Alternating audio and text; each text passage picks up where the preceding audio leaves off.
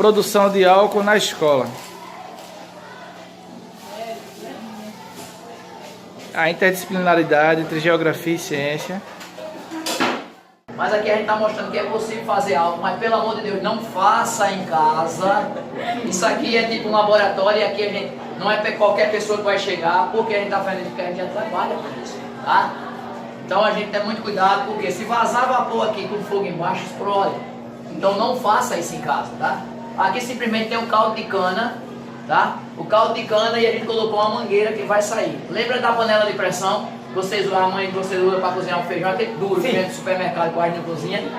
Então aqui, só que lá bota o feijão na água, e o que é que evapora? A água. Já que a gente está usando aqui o caldo de cana, e a gente pegou e inverteu essa sacarose do caldo de cana, e passou a ser glicose, tá? Não é nada mais do que isso, tá?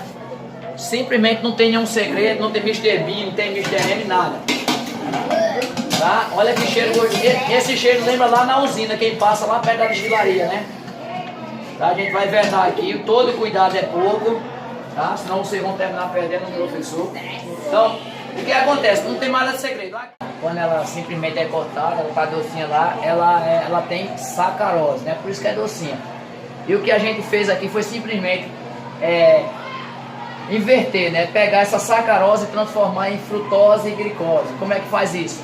Usando fermento, tá? Aqui, ó. Isso aqui já é o álcool saindo lá, ó. Vapor condensando dentro da mangueira, aqui para tentar enfriar, tá? Tá saindo esse vapor ainda porque era necessário ainda mais um condensador maior. Não vou pedir para vocês colocar a mão agora porque tá muito quente, tá? Mas aqui já é o álcool que tá saindo de lá. Então na verdade, essa glicose é conhecido. A glicose é lá o açúcar aí transforma em frutose. Aí a gente vê lá o que é que acontece aí, o álcool bonitinho que vocês encontram por aí, tá? Não vou ensinar a cadeia molecular, porque isso vocês vão ver adiante, a partir do 9º ano, como é que transforma a glicose em frutose, o CO2 que vem aqui.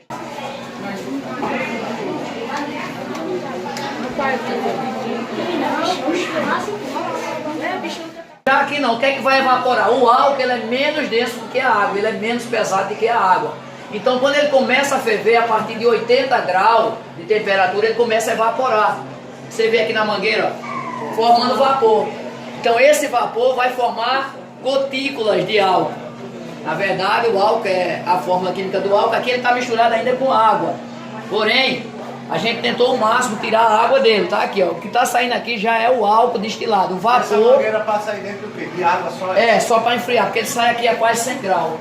Aí ele vai encher isso aqui de água gelada, porque quando ele pega na água, aí aquele vapor começa a condensar, porque ele encontra um choque térmico, né? Aí o que acontece aqui, ó. Se eu tivesse outra garrafa, eu botava aqui para evitar. Isso aqui é vapor de álcool. Esse aqui condensou, ó, vai formando as gotículas, aqui dá um bocado de volta para poder sair. Isso aqui é álcool. Álcool normal que você vai encontrar no supermercado, em farmácia, em posto. Porém, se eu quero aumentar o grau desse álcool, eu pegava e destilava de novo. Você ia tirar mais a água que tinha. Então esse álcool aqui, muita gente usa para fazer uísque, usa para fazer cachaça mesmo, aquelas batidas. Mas vocês não vão fazer isso para não quebrar o comércio, tá? Então, pelo amor de Deus, não faça em casa. Isso só foi para mostrar que é capaz de fazer no laboratório, tá? Ó, normal, se eu quero destilar dentro, imagina 24 horas fazendo isso. Vai encher muito, né? Pode vender e tal, mas não faça. Quem tem o pai ou a mãe gosta de tomar uma, você nem diz, né? Às vezes se não fizer apanha. Então esqueça, pelo amor de Deus, tá? Então, isso aqui, a gente testou aqui, coloca no fogo, no chão e pega fogo normal. Vê que esse já tá saindo mais limpo, que a gente tá pegando, que saindo jogando nele. O outro tá bem escuro. É verdade. Porque a gente tá pegando as amostras que saiu e destilando novamente ela. Isso é conhecido, gente, como destilação fracionária, né? Uma destilação caseira fracionária. Por quê? É uma destilação que faz por parte. Aqui na verdade é a destilação primária e depois ele passa pela uma destilação secundária até você conseguir atingir o grau que você pretende. Se é cachaça, depende do grau 40, 35, 50 graus. Ou se é para carro, a partir de 92 graus, né? É o álcool hidratado que usa no posto de gasolina. Tá? Eu vou parar agora porque eu acho que tem um trabalho aí para vocês ainda. Mas se a gente deixar, imagina... Não dá tempo hoje mais não. Imagina se você deixa aqui 24 horas fazendo isso, dá para gerar um bocado de álcool, tá? Ó, questão rápida no álcool, tá? Mas você pode ver, quem quiser cheirar, tá? Quiser trocar o perfume pro álcool, ele fica normal. No carro de vocês pode abastecer, tá? O cabelo dela vai subir, porque cheirou. Entendeu, mano? Ah, não é para se viciar, tá? Cheira aí. Quer dizer que no carro roda? Roda, porém aqui ele tá fraco ainda, entendeu? Para ele rodar no carro, o que, é que a gente vai pegar? Pegar isso aqui, jogar de novo aqui, ele vai destilar, aí sim o grau sobe, aí fica. Porque para rodar no carro é 92,2. Aí precisa ser destilado quantas vezes para poder? No caso é o álcool hidratado, né? Para ele rodar carro é álcool hidratado, é a partir de 92 graus. Dependendo do sistema de destilação, no caso de usina, usa duas colunas, coluna A e coluna B. Ou seja, ele é destilado 2 vezes. Porém, esse aqui sai mais ou menos de 41, 42, até 45 graus. Mas se eu pegar esse mesmo que está 45 graus e levar ao fogo, ele vai evaporar a água que tem e o grau começa a subir, vai para 70, 70 e pouco, até 90 graus. Dependendo do sistema de destilação. Veja que isso aqui é provisório, tá? Por isso ainda está saindo quente. Mas se eu colocasse outra garrafa, uma mangueira, aí ia sair nesse vapor. Esse vapor ia virar álcool, tá? Gente, veja, para vocês que é dessa região aqui do Canavial, é muito importante conhecer esse procedimento e entender que vocês podem, por exemplo, no futuro, se formar como um técnico, como o professor se formou, tá? Como técnico, e talvez criar uma cooperativa. Dentro dessa cooperativa, vocês mesmos, com especialização, tá? Não é fazer isso em casa, mas com especialização, fazer uma cooperativa do álcool. E vocês mesmos produzirem álcool dentro de uma comunidade, tá? Junto com os amigos de vocês, especializados, e a partir daí vocês ganharem dinheiro vendendo álcool para os postos de gasolina.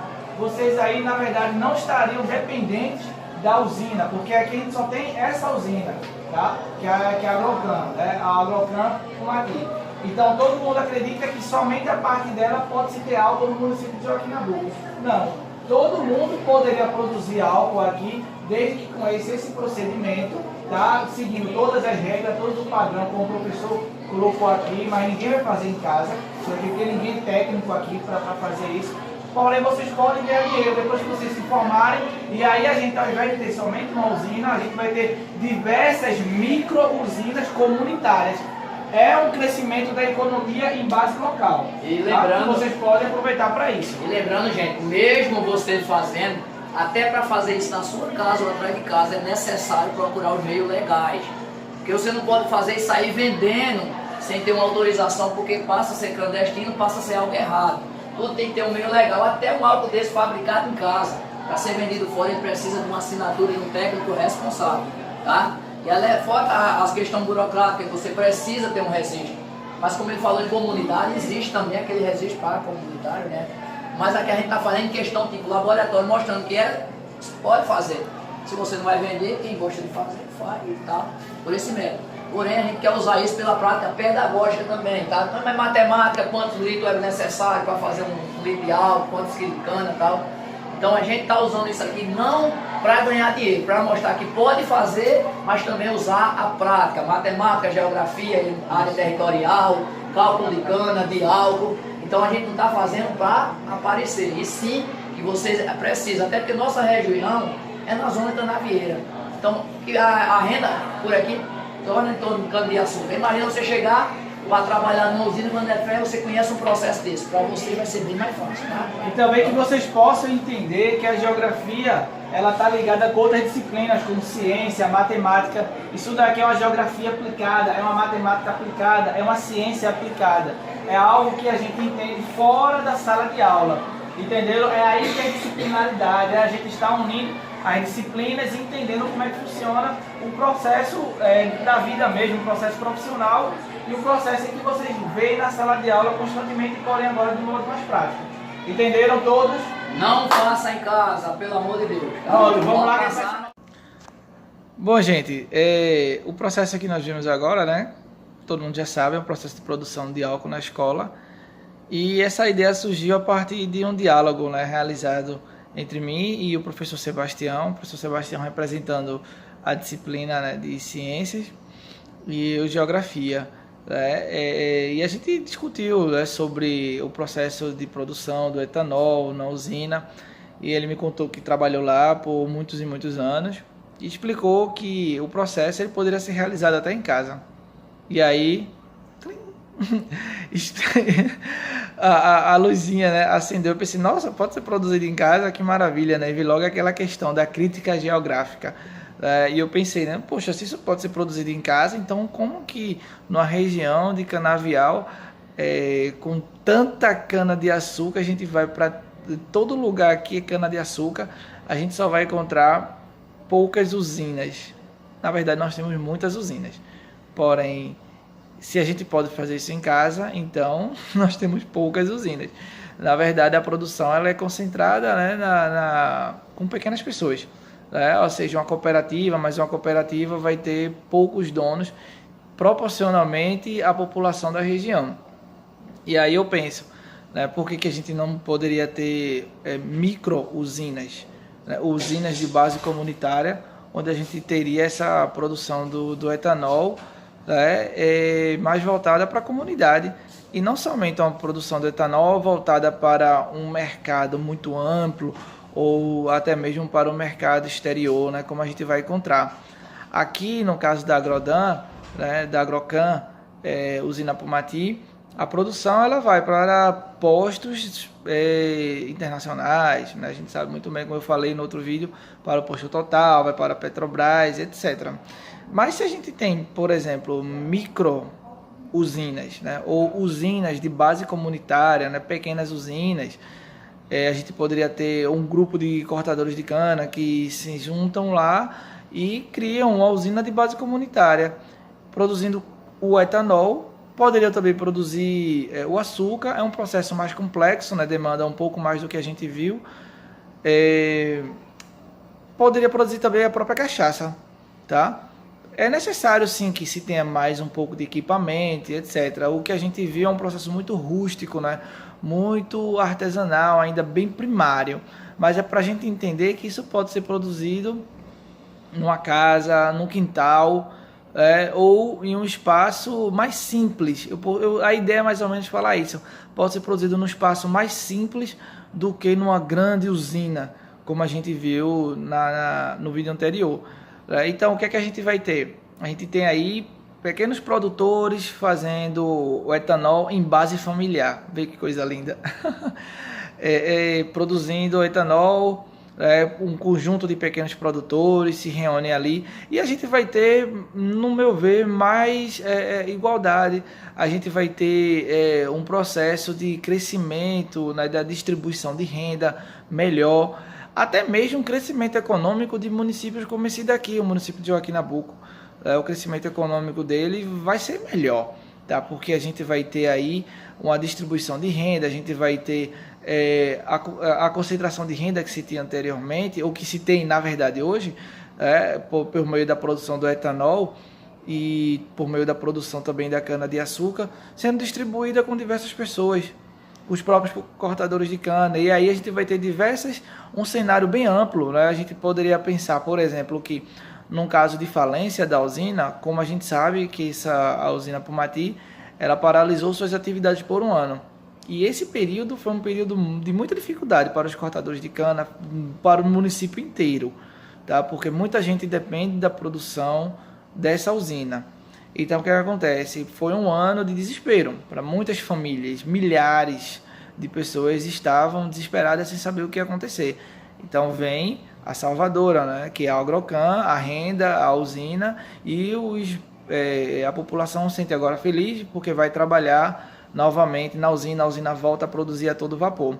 Mas se a gente tem micro-usinas espalhada pelo município, se a gente tem, por exemplo, a oportunidade de que em cada arruada, né, em cada distrito, eles chamam aqui de engenhos, né, também, que é a zona rural, nas zonas rurais, se a gente encontra, por exemplo, oportunidade de produção do etanol, em um momento de crise econômica, se a grande usina ela fale, ela pede falência, a gente vai ter a oportunidade de ter postos de emprego em outras usinas, tá? Em outros locais, nessas micro-usinas.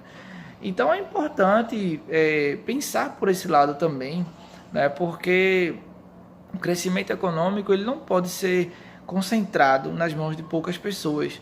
A gente precisa ter um crescimento econômico mais igualitário, mais distribuído, oferecer mais oportunidade para que as pessoas elas entendam que a partir da educação, a partir do conhecimento técnico, elas podem crescer.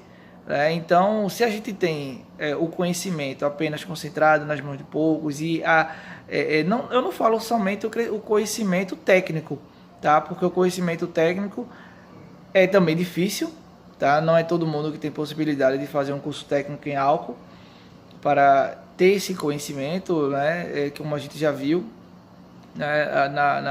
Nos momentos anteriores. Então é necessário sim que se tenha uma distribuição melhor desse conhecimento para que as pessoas entendam que elas têm oportunidades de não estarem dependentes de uma grande usina e sim terem seu próprio negócio, um negócio em base local e aí crescerem, tá? Bom, essa é uma reflexão que eu faço a partir dessa aula, né? E para a gente ver como que a educação é importante. Diversas turmas, né? A gente vai encontrar aqui aproximadamente uma centena de alunos tiveram essa aula, viram como... E são alunos daqui, tá? Do município.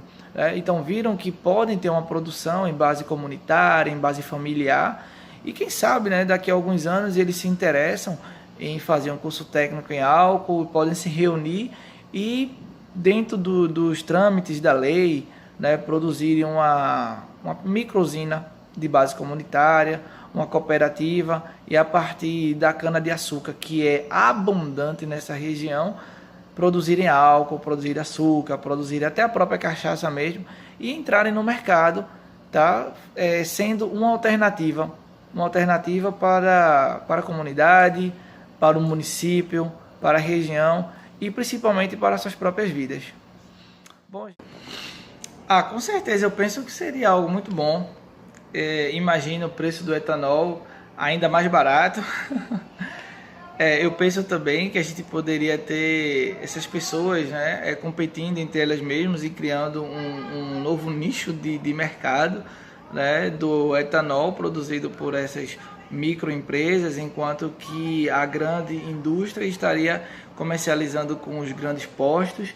E aí a gente teria uma dinamização muito boa para o mercado, facilitaria com certeza com que as pessoas tivessem acesso, né, a produtos mais baratos, uma vez que a produção familiar, né, uma produção pequena, né, de base comunitária, através de uma cooperativa, ela é um pouco mais barata, né, do que a gente vai encontrar nas grandes empresas, né, nas grandes indústrias, que demanda muito mais recurso. E aí a gente teria sim mais oportunidade. Eu vejo que seria um cenário interessante, tá? Bom, é isso e a gente vai ficando por aqui. Um beijo, gente. Até a próxima.